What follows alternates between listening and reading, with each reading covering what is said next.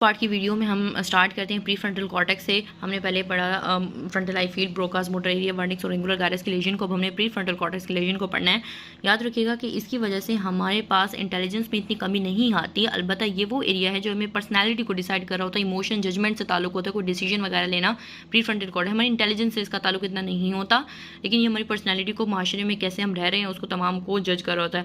अगर इसकी कोई ख़राबी होगी तो इमोशनल चेंज आएगा, यानी हमारा सोशल बिहेवियर चेंज होना स्टार्ट हो जाएगा और हमारी तबीयत में केयरलेसनेस आएगी, हमारे पेरेंट्स वगैरह में भी तब्दीली आएगी, पर्सनैलिटी चेंज।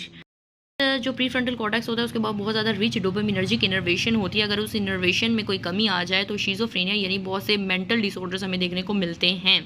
उसके बाद अगर कोई हमारे ब्रेन में जो है, अगर बहुत ज़्यादा है हमारे पेशेंट, इसमें सीवियर पेन है, जैसे कि टर्मिनल स्टेजेस ऑफ कैंसर वगैरह में सीवियर पेन अगर वो करे तो उसको फ्रंटल लोबेक्टमी कर देते हैं ताकि वो उसे इतना पेन फील ना हो। तो ये इंपॉर्टेंट है कि इंट्रैक्टेबल पेन को ठीक करने के लिए हम प्री फ्रंटल लोब को उसकी लोबेक्टमी कर दे, उसको रिमूव कर देते हैं। उसके बाद आता है सेंसरी कॉर्टेक्स जो प्रेजेंट होता है पैराइटल लोब के अंदर। तो पहले सबसे पहले हमने पढ़ना है प्राइमरी सोमैस्थेटिक एरिया, जो कि जिसको हम प्राइमरी सोमैटोसेंसरी एरिया भी कहते हैं। 312 ब्रॉडमैन एरिया है इसका। और उसके बाद हम पढ़ेंगे सोमैस्थेटिक एसोसिएशन एरिया जो है second association somatosensory secondary area.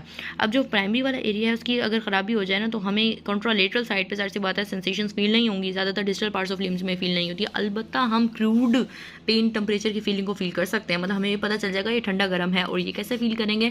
Thalamus की बदौलत। थैलेमस हमें ये फंक्शन करवाएगा। थैलेमस का काम होता है कि वो क्रूड सेंसेशंस को कैरी कर सकता है, लेकिन फाइन सेंसेशंस हमें पता चले कि कितना गर्म है, कितना ठंडा है, कितनी चीज़ जो है वो हमें उसकी शिद्दत कितनी है, उसका वेट ऑफ ऑब्जेक्ट क्या है, तो वो जज नहीं कर पाएंगे, ज़ाहिर सी बात है, लेकिन हम उसको क्रूड अवेयरनेस हमें पता होगी। ये बात होगी। उसके बाद एसोसिएशन एरिया की वजह से क्या होता है? एसोसिएशन एरिया की वजह से हमारे पास चीज़ का टेक्सचर, साइज और फॉर्म, मतलब सेंसरी इन्फॉर्मेशन हमारे पास आ गई प्राइमरी सोमैस्थेटिक एरिया के पास, ठीक है।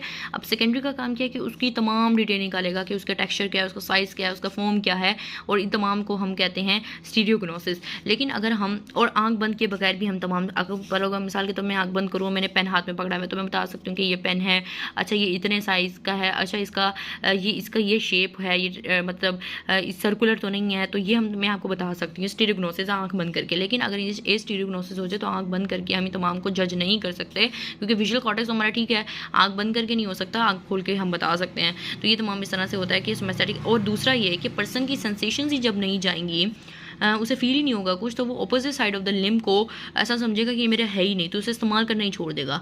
तो ये इंपॉर्टेंट होता है कि सोमैस्थेटिक एसोसिएशन एरिया में पर्सन जो है उसको उस अपोजिट एरिया को, लिम्ब को वॉश और ड्रेस इट भी नहीं करेगा, मतलब उसको समझेगा कि उसको उसका बॉडी का पार्ट भी नहीं है। उसके बाद प्राइमरी विजुअल एरिया आएगा जो ऑक्सीपिटल लोब के अंदर प्रेजेंट होता है। इसकी वजह से opposite side of the vision हमारे पास ख़राब होती है, यानी होमोनिमस हेमिनोपिया हो जाता है। एक मतलब मिसाल को राइट साइड पे ख़राबी तो लेफ्ट साइड पे हमें विजन लॉस होगा, ठीक है। लेकिन इसमें मैक्यूलर स्पेयरिंग होती है, यानी मैक्यूलर जो सेंट्रल वो स्पॉट होता है जहाँ हमें आई का सबसे इंपॉर्टेंट जो है मैक्यूलर जो होता है ना, वो दरअसल हमारी सेंट्रल विजन को कंट्रोल कर रहा होता है। तो ये मैक्यूलर इंपॉर्टेंट स्ट्रक्चर है, मैक्यूलर स्पेयरिंग हो जाती है, सेंट्रल विजन हमारी ख़राब नहीं होती। उसके बाद होता है कि अगर हमारे पास upper half of the primary visual area की लेजन हो जाए ना, यानी वो एरिया जो कैल्केराइन सिल्कस के अबव है, क्योंकि कैल्केराइन सिल्कस के अंदर ही हमारे पास प्राइमरी विजुअल एरिया प्रेजेंट होता है, मतलब पूरा का पूरा विजुअल जो एरिया है वो कैल्केराइन सिल्कस के पोस्ट कैल्केराइन एरिया में प्रेजेंट होता है। तो अगर अबव वाले की हो जाए तो इन्फीरियर क्वाड्रेंटिक हेमिनोपिया हो जाएगा, और अगर बिलो वाले की तो सुपीरियर। इसका क्या मतलब है? याद रखिए, जो हमारी अगर हम देख रहे हैं सामने कोई चीज़ को, अगर हम फील्ड ऑफ विजन हमारी एक अबव है, एक लो है, अगर हम अपर फील्ड ऑफ विजन जो है ना हमारी, वो कंट्रोल कर रहा है इन्फीरियर वाला विजुअल एरिया, जबकि जो इन्फीरियर वाली है वो सुपीरियर विजुअल एरिया कंट्रोल कर रहा है। यानी इन्फीरियर इस तरह से हमारे पास जा रही होती हैं फाइबर से। एक मिनट में आपको बना के दिखाते हैं यहाँ पर, ये देखें।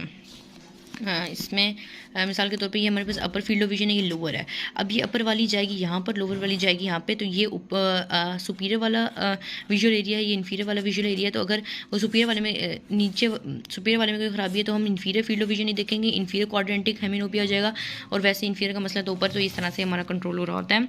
उसके बाद सेकेंडरी विजुअल एरिया आ जाता है। सेकेंडरी विजुअल एरिया में जाहिर सी बात हम देख तो सकेंगे, लेकिन हम देख के ये नहीं बता सकेंगे कि ये चीज़ क्या है, हम चीज़ को रिकग्नाइज़ नहीं कर सकेंगे, हम पास्ट एक्सपीरियंसेस से उसे कंपेयर नहीं कर सकेंगे कि हमने ये पहले चीज़ देखी हुई है या नहीं देखी हुई।